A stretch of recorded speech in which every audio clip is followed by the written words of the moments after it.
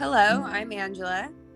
And I'm Marie, the second half of this mother and daughter team. Welcome to Chakra Checkups. We're here to guide you on your quest for spiritual knowledge and enlightenment.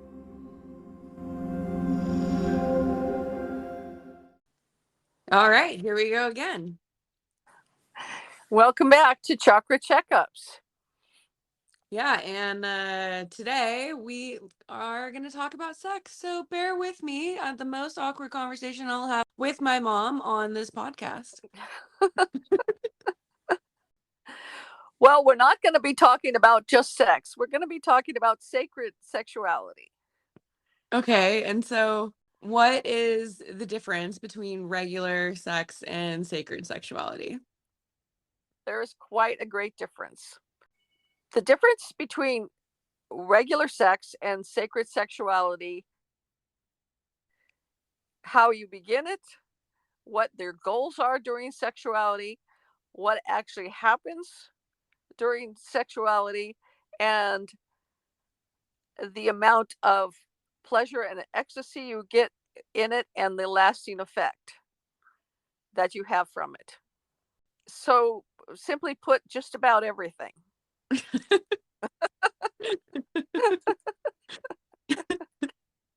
And the interesting thing is, there are a lot of people out there that are teaching sacred sexuality who have not actually ever had it, which just stuns me. But I have actually practiced it and was very successful at it. And I've talked to other couples that have had sacred sexuality and they were successful. And when we compared our notes, the experience was the same. So I'll start by telling you a little bit about my experience and what I achieved, and then we'll talk about how to get there. Okay. In my case, I'm talking about a man and a woman. But that doesn't exclude this from being a possibility with anybody in our LGBTQ community, correct? Yes, that's correct. But I am speaking from my direct experience. So women, men and women are energy beings, and women in sacred sexuality, and actually in reality, are the holders of the power in sexuality. We have this belief that men have the sexual power, but that's actually a myth. It is women that control sexual power, and women regulate sexual power when coupling, when having sex.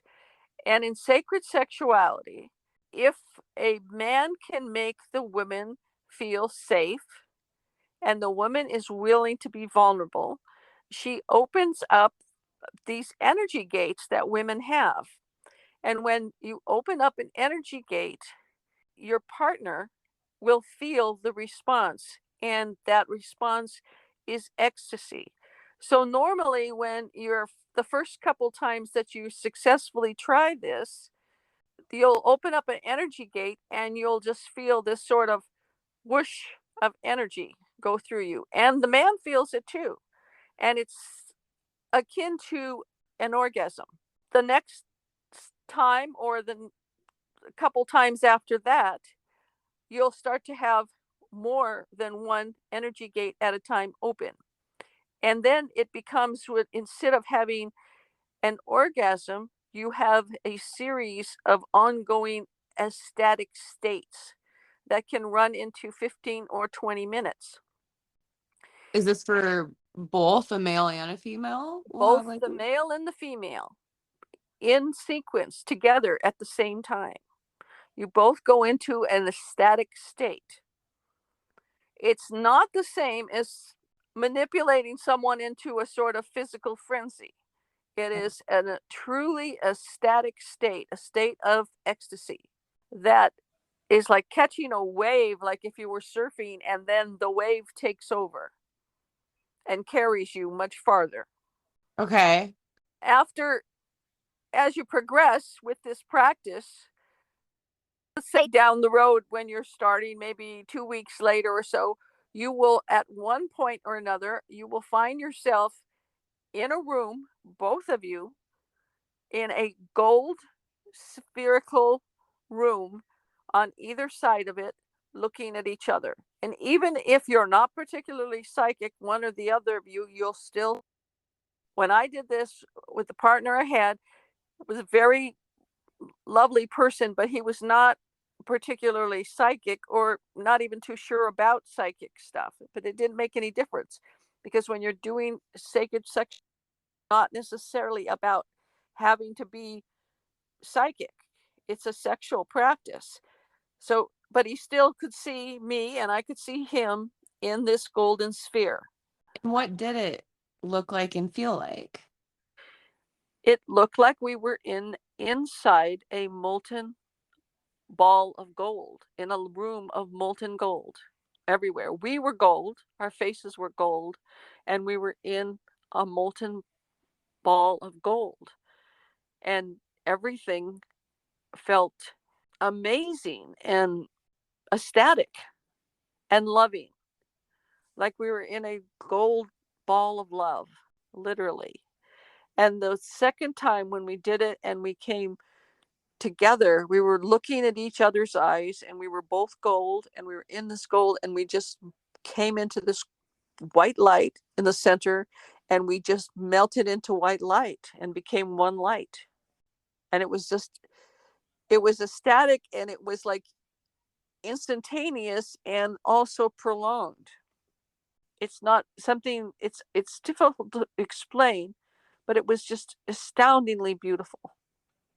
Mhm. Astoundingly beautiful. And this sphere is, you're in the heart chakra. So you actually will merge together into the heart chakra. So then as you proceed another 2 or 3 or 5 days later, when you begin to, when you have sex, you fire, all your chakras start to fire together. And every time you have sex, it's like you open up and your chakras fire off like kundalini together in sequence, right up through the heart chakra and all the way up through all of your chakras. And you go into a profound state of just ongoing ecstasy and an orgasmic type of energy that seems like it goes on forever. So like once you get there, you kind of don't need to continue trying. Like No, it no. kind of automatically gets there, or Well, pretty much you've kind of trained each other. And yeah, oh, you have to be there, and be right. conscious, but it's not a lot of effort. No, Okay. it's not a lot of effort. And you go into a static state and it seems like it's so profound and prolonged. It's hard to tell how long it lasts. You just go into kind of a timeless, profound, ecstatic state of prolonged orgasm. So is this something anyone can do? Yes, I believe anyone can do this. And for me, it's hard for me to think of going back to the other kind of sex. I really kind of prefer this. Longer lasting orgasms, better connection with your partner. It's really amazing. It's truly amazing. And I think that honestly, this is my belief. I think that this is what people really want or seeking in sex. I think this is what men want from women. They don't maybe know what that is what they want, but that is what they're seeking. They are seeking a partner that will do this for them, will open up these energy gates and help them to join and go into this ecstatic state. I think this is something that they really seek. And in my experience, once you do that with a male, they're not really interested in going anyplace else. They're very happy with their sexuality with you. I think that sometimes people try all sorts of things to get to this point unsuccessfully because they don't know what they're seeking. And then when they do have sacred sexuality, they have this profound satisfaction and this profound sense of this is what I should be doing. This is what feels right and feels good, that they know, this is what they were seeking. Not just to open your legs, but to open up the floodgates. Right. Sacred sexuality, it's not, orgasm is not the goal. It's not like a physical thing where, okay, we're gonna have sex, have an orgasm, then get up and watch the football game. In sacred sexuality, you have to reorient a little bit your idea of the way you're going about things, because you may along the way have a physical orgasm, but that's actually maybe a midway point and really not that important. It's sort of something you just kind of pass by. It's not that important. Okay.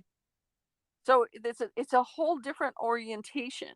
The idea of sacred sexuality is to have this very deep spiritual connection to your partner, not just to get off physically.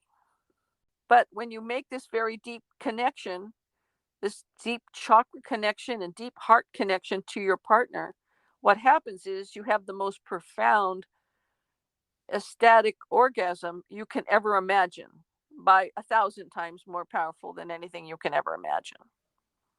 All right. Now, let's go back to the beginning. Like, is this something that's more likely to happen with a partner that you've been with longer, that you trust more? Well, most likely. So there's a couple things you're gonna have to establish. You're not gonna be able to just get into bed and whoa, look what we did. I think it's really important that you at least have enough trust and intimacy with your partners, both of you, that you can talk about this before you do it. It should be something that you should discuss. This is something we're going to try for several reasons. One is that you should have enough trust, and one is that you're going to be moving a tremendous amount of energy, and you don't want to freak your partner out because it's going to be powerful, very powerful, much stronger than anything they probably ever experienced, sometimes the most powerful spiritual experience of their life. So that shouldn't just come as a complete surprise. So it's a good Is idea. this something that you could do by accident? Or it kind of have to be Well, now this is a little weird to talk about, but not completely by accident. But I did have okay. one partner. We were when I was learning this still and a little bit less practiced, that we kind of got a little carried away and we sort of blew apart and and he passed out. So it got a little out of hand. Okay. Which I thought was all amusing. And then he was a little bit like, I don't know about having sex. okay. It's just a lot of running a lot of energy, a lot of chakra energy. And to the degree that you have open chakras, and to the degree you have the ability to run psychic energy and chakra energy and life energy through your body, and then you're going to amp that up um, in a very spiritual way, it can be very, very powerful. So it's a good idea that you discuss it before and your partner and both of you are somewhat prepared for that. Okay. How do we do this? What is an energy gate and how would one go about opening it? Well, okay, so this is where the female comes into play. Tried to look up in a lot of ancient texts. There's a lot of different texts that allude to the feminine energy gates. There's not a lot of clear, or I have not come across much clear, concise information. There's, it's one of those things that is not written about with great clarity, but is alluded to in various different things. And in some secret schools, I suppose you could get more information. But basically, you do have these energy gates. The women do have them, not men. And in order to open them, you just must be willing to be vulnerable enough to say, I am willing to completely open and surrender my energy system to this person. I'm willing to open my energy gate and completely be vulnerable and completely surrender, which is not that easy to do for many people. Yeah. It's pretty scary when you first do it, honestly, but that's what it takes. But when you do that, when you're having sex and you get to that point where you're feeling this sense of vulnerability, instead of backing up, you go the other direction and you say, now is the time when I'm going to be willing to be completely vulnerable and completely open and open my energy gates. And when you do that, you'll literally feel like if you had a door with a room with some compression open, and feel this whoosh, and this energy rushes through your body. Even when I talk about it, even now, whenever I talk about it, I still feel this rush of energy go through my body. And so will your partner. Okay. So, in order for most women to do that, they need to feel very comfortable and very safe with their partner, which means that they have to feel physically comfortable and safe, and probably also feel like they've known them a bit more than just that night or something of that nature, and also that they can trust them on many levels. Yeah, to what extent does one need to be relaxed to achieve this? Because I know it is a problem for a lot of women to be in their heads a lot just to even be relaxed enough to achieve an orgasm. Exactly. But this is worth pursuing, and that's why I say you have to, of course you have to find a partner that's willing, and you have to talk about it, but the payoff is great for both people. Yeah.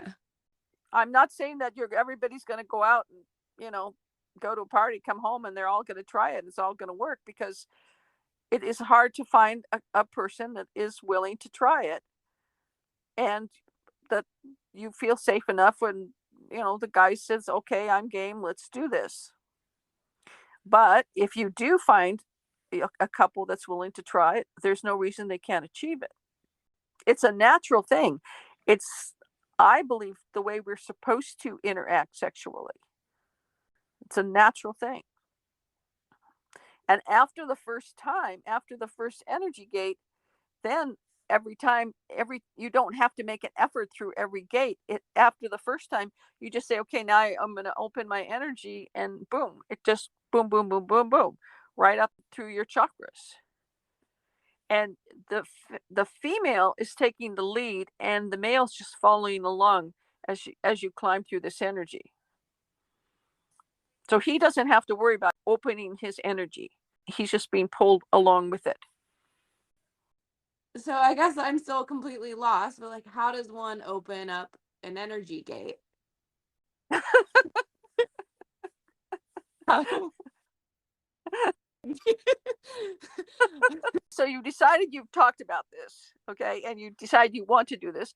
I think it's helpful, not absolutely necessary, but it's helpful if you spend some intimate time before you're having intercourse. And I'm not talking about 20 minutes, but maybe a few dates, even if you're married or not married or whatever. Just being intimate, like they have in certain yoga practices where you're just belly to belly, looking into each other's eyes and just getting comfortable being close and intimate. That can be very helpful, because that helps you to get that feeling of just slowing down, spending some time without necessarily an aggressive, physically sexual goal, to get used to being in an energetic space with each other.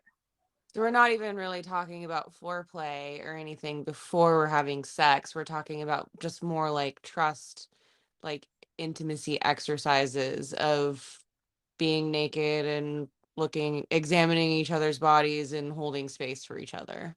Yes, exactly. Getting very with just being intimate, not necessarily foreplay, not trying to get aroused. It's not about getting aroused or anything like that. It's about being feeling safe, being close, being intimate, making eye contact, being serene, and being willing to be in a space like that, almost like a meditation with each other. At least try that exercise 2 or 3 times and get that kind of a comfort level. Yeah. It's helpful. And it's not even the same as spooning. I mean, looking into somebody's eyes No, that's a naked. lot harder than just being naked next to someone. Is like Yes, holding eye contact. yes, exactly. Belly to belly, eyeball to eyeball is much more intimate. And that's a good way to kind of get used to this, the idea of this, because the idea of sacred sexuality is extremely intimate and extremely powerful. And although it can be, it's also very physical, it can be very physical. That isn't the goal, is not aggressive physicality, but rather a very profound energetic joining.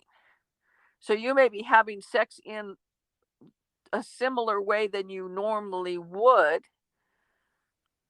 but without the foreplay and without this rush to orgasm. You reset your goals so that you're not, your goal is not to come to a frenzy and have an orgasm and then that's that.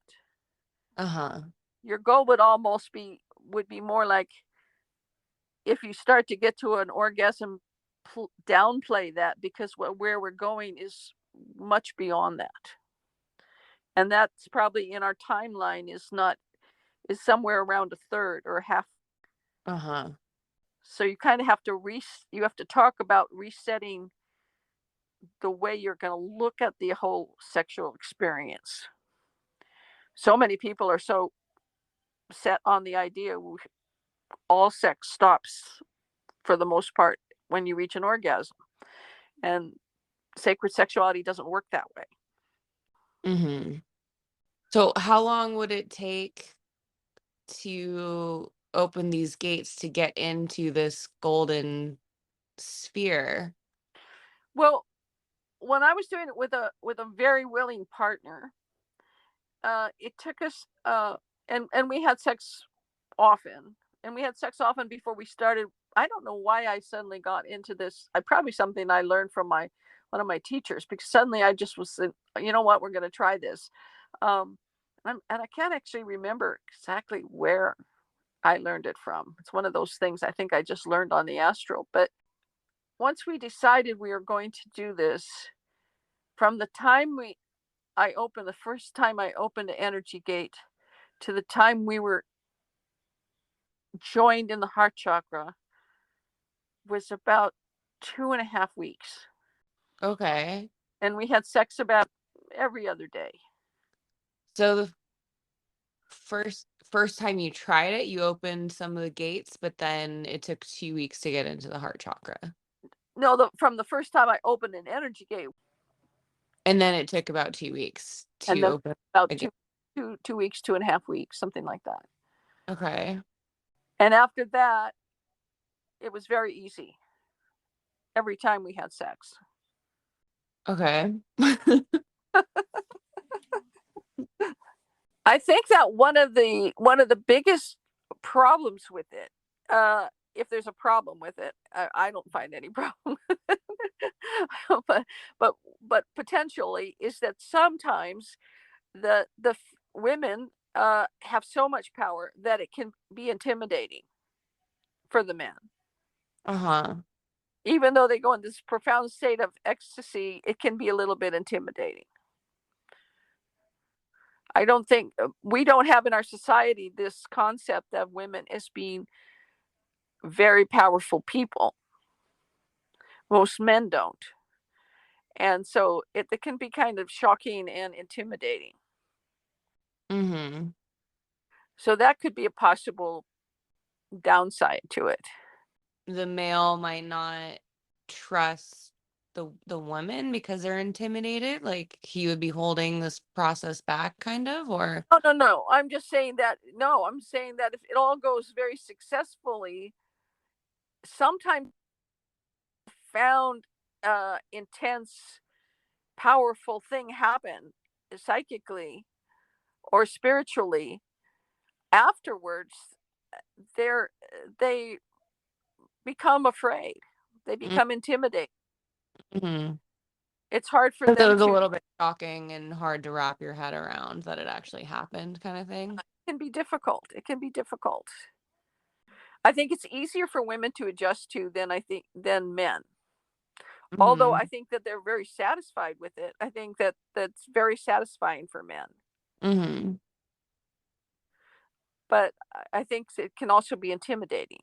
It's shocking how powerful it is. It really is. It's a very, very profound and very beautiful, but it's very, very strong energy. It's strong kundalini, strong sacred sexuality energy.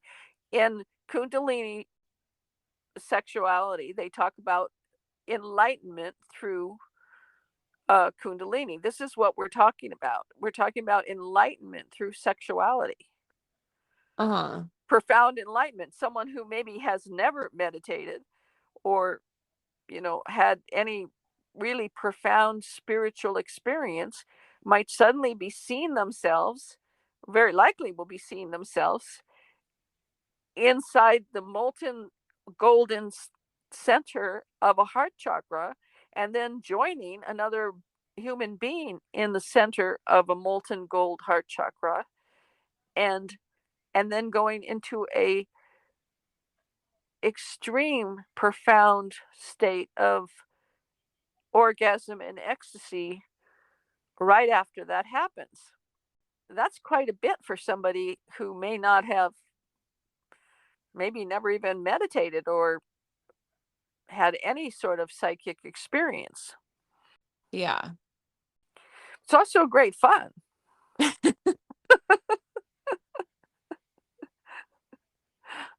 Yeah, are there other benefits to doing this? Well, it is enlightenment through sexuality. It's going to rock your world. It's going to change your perceptions. Some people, they say, I'm not even sure chakras exist. I can guarantee you, if you do this, you're going to know they exist. Right. Some people say, I don't know if these energy gates even exist, but once you open one, you're going to know they exist. This isn't something that's like, oh, maybe there are ghosts and maybe they're not.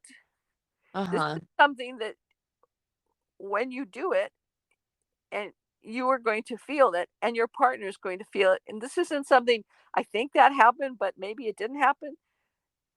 We're not talking about that at all. This Yeah. is that is profound when it happens. You're not going to miss it. You're Nobody like, oh, holy misses it. shit, I can't believe that just did happen. Right. Nobody misses a 20-minute orgasm. Right. Well, I hope not. You don't even ever forget it, you know. Yeah. I mean, people have said, are you going to ever have another partner? Well, I always think, well, not that other kind of sex. Yeah. I'm not really, I would not be interested. It would just seem so boring to me. So boring and mundane. Why would I want to do that? But then I've had more than one partner that I have been able to have sacred sexuality with. So I'm spoiled, I guess. I'm one of the few people that have had that opportunity, but I've made the opportunity available because I've tried to seek out partners, and I've also tried to educate my partners. Hey, listen, let's try this because it's there. It's Yeah. for us. And this is real. And I can demonstrate this to you if you're willing to try. Yeah. And even the women out there that are listening to this and they're thinking, well, but I've never done it. This is true. But all you need to do is to cross this incredibly vulnerable barrier of being willing to totally open your energy to the male that you're with. And that's the real tricky part right there.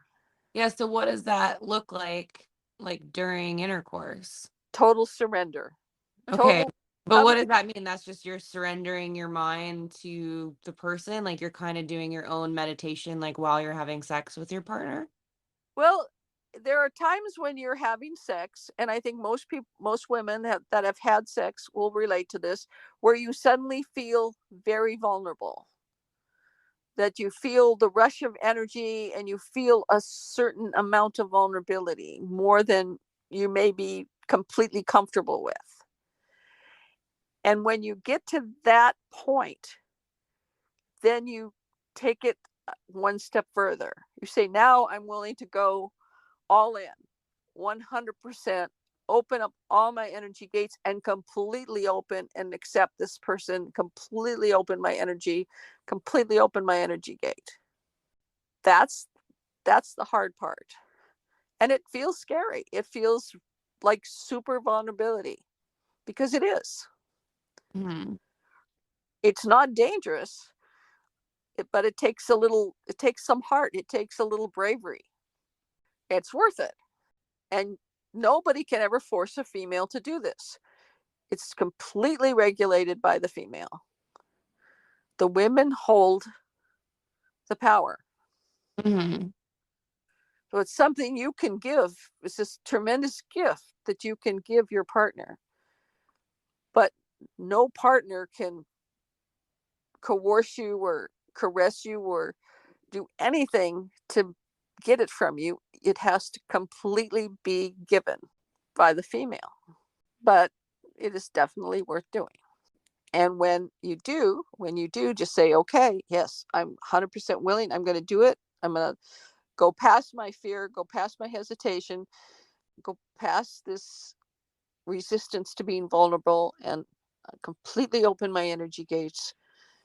You get this whoosh of energy and just like a wave, like a beautiful surfing experience, a wave of ecstasy and energy. Just, and in my experience, the first time it happened with every partner I did it with, they go, "Whoa, what was that?"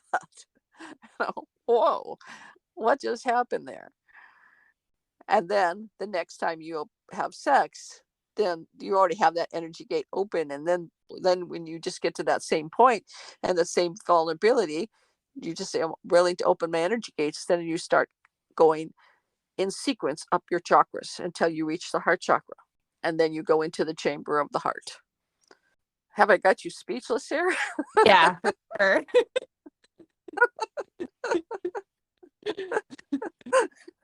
um, well, it's just so different from everything that most people would talk about sex, but so This this is is true.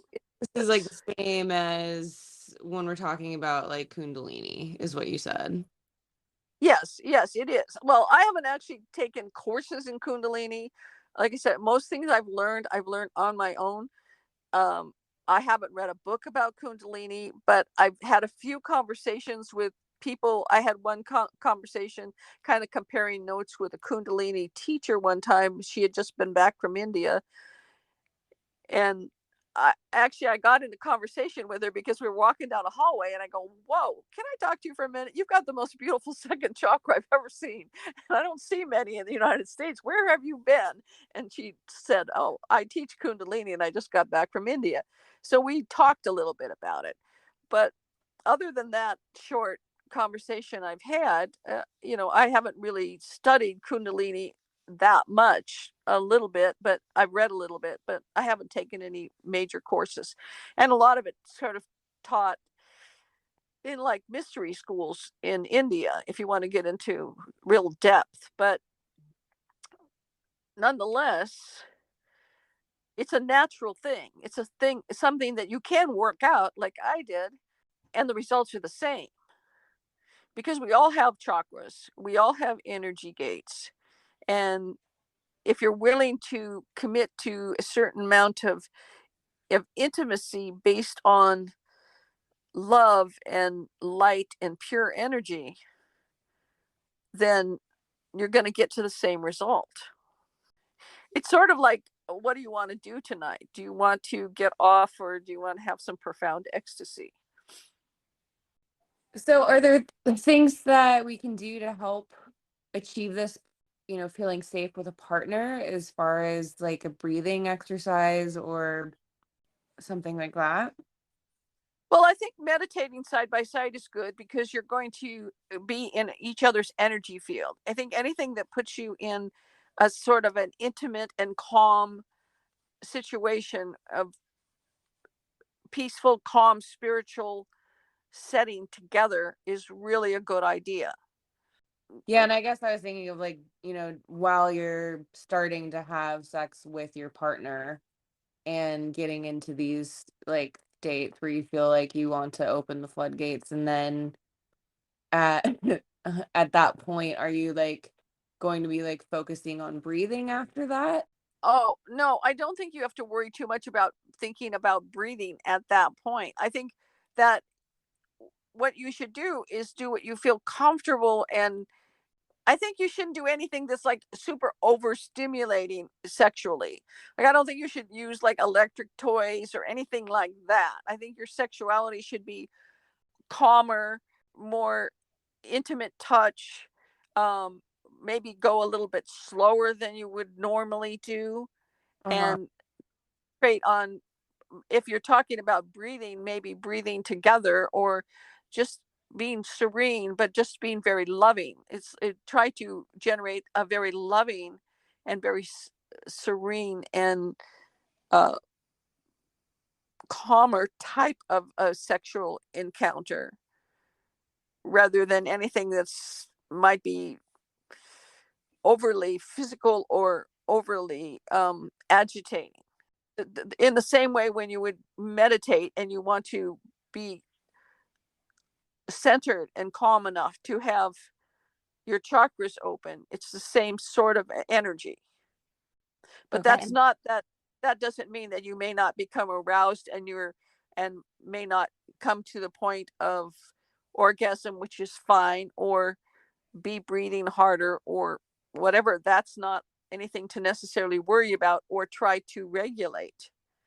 If you're trusting your partner and you feel comfortable with your partner, then do what feels comfortable, but not in a hurry. Uh-huh. It's more just about like keeping yourself comfortable with your partner. Keeping yourself comfortable and happy and pleasurable, with the goal in mind of being loved, loving your partner. Mhm. I mean, there are a lot of people that have sex that have no intention of loving their partner. They just want to have sex. If that's the case, sacred sexuality may not work that well for you. It's hard to be vulnerable with somebody that does not care for you or have any love for you. And many people have sex with people that they do not love or care for. Uh-huh.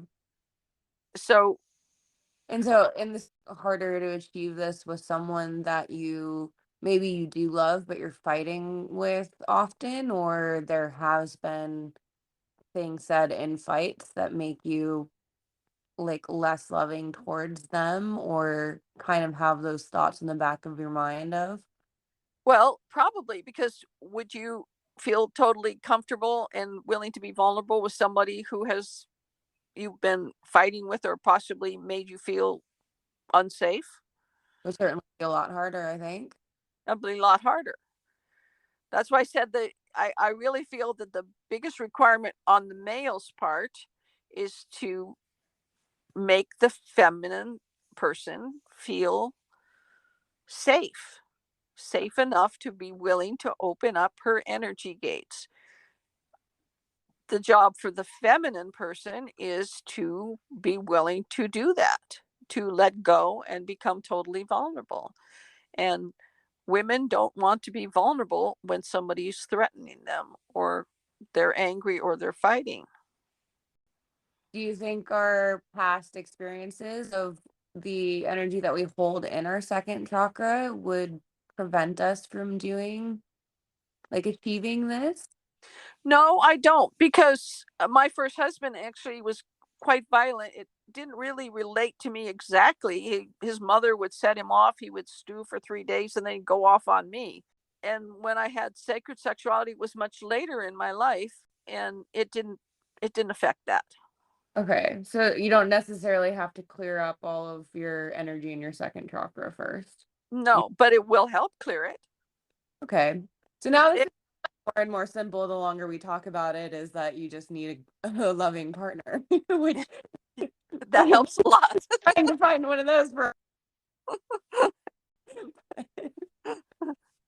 Exactly.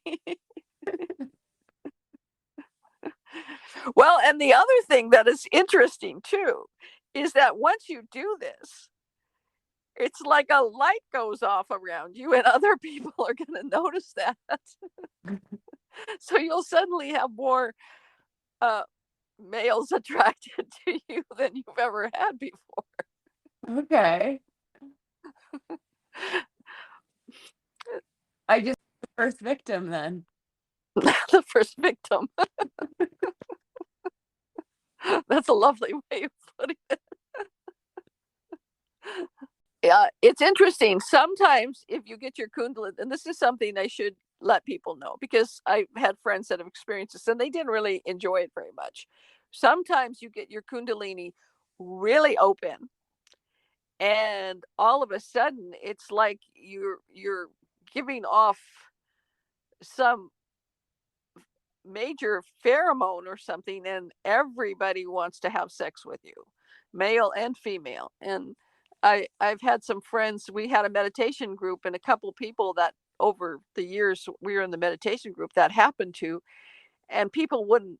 They literally would be putting their hands on these people, and trying to come up to them while they're having dinner with their mate and say, come with me, I want to have sex with you.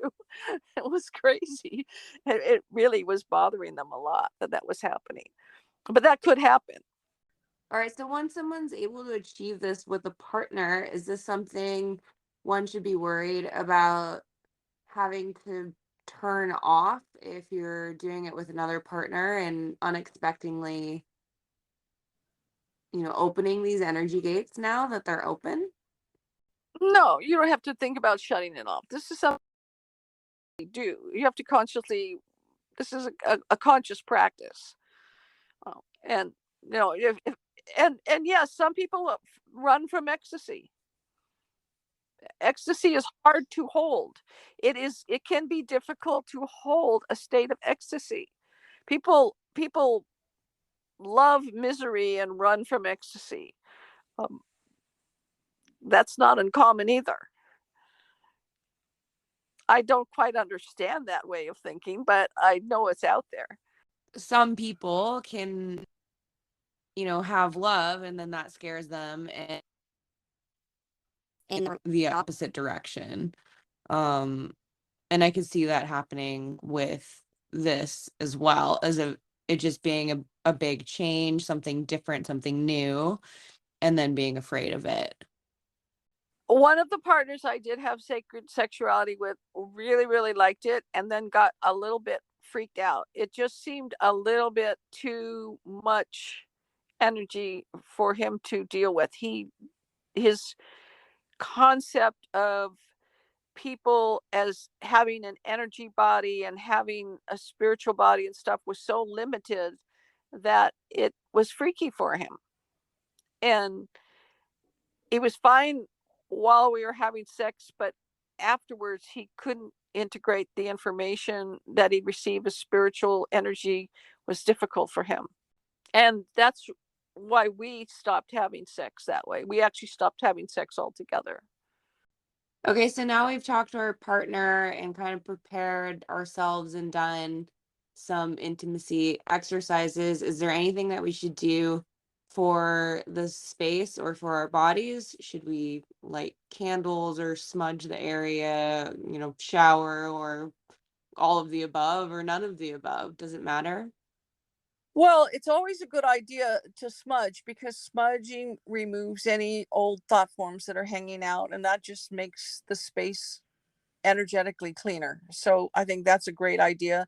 And I think it's always a great idea to take a shower because that also removes any kind of thought forms that you've picked up from anybody in the last 24 hours, not necessarily anybody you've had sex with. I'm not talking about that, but just generally being in the market, being around at work or whatever, you pick up stuff, and it just is better to have that be energetically clean. And water is a great purifier. So ideally, if you're going to be have sex with somebody, sacred sex or regular sex, it's probably a great idea to take a shower first. Yeah, and then as far as like lighting candles, playing music or anything, is that just like do it if it makes you feel more relaxed? Yes, do what's really comfortable for you. What you as a couple are the most comfortable and the happiest with. Okay. The other thing about sacred sexuality is I don't think it's a good idea at all to try to uh, be drunk or to use marijuana or ayahuasca or any other substance while you're doing this. I think it's better to be just straight up sober when you're practicing sacred sexuality. And why is that? Just because it's more like clean energy? Yes, more clean energy. I think it's best not to be affected by anything else and to just again be centered. It's like being centered in pure light and love and clear intention.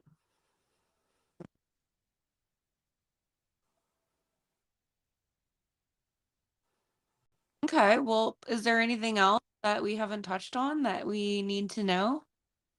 Um well, I think if you're ready to try that, I think you should tell your angels you're ready to try that. And if you don't already have a loving partner, then tell them to bring one on. Yeah. I'll start there. I'll let you know how it's going. Well, Say, okay, I want to try this. Attract to me a partner that's going to be willing to do this with me. yeah. Why not? There are slim pickings here. There's going to be a lot of conversations before any man shows up at my doorstep, I think. But yeah, for everyone else out there that's in a relationship already, best of luck. Let us know how it's going. I think this is one of the greatest gifts you can give each other. And, this is the way we're designed spiritually. And why not take advantage of this tremendous ability that we have in our chakra system to become enlightened beings by making each other feel ecstatic? What else do you have to do better? It comes right down to it. What are we going to do tonight? Have sacred sexuality or watch Netflix? Yeah, Netflix and chill has been the standard these days, so maybe it's best to switch it up. Really switch it up. Switch it up and go for some real ecstasy. I think it's important at least that you know that the option is there and it's real. I guarantee it. It's real and it's doable. So at least you know there is an option. More opening of the heart chakra, more golden light. I know that for me, that those moments seeing my partner in the heart chakra is something that is forever burned in my consciousness, and I will never ever forget what that looked like and felt like. I'll never forget that. It's ready when you are, boys and girls. 2 weeks from now, everything you thought about sex can be radically different than it is right now. It's up to you. It's available to everyone. Available to everyone. Okay. Until next time on Chakra Checkups. Let us know. All right. Bye for now. Bye for now.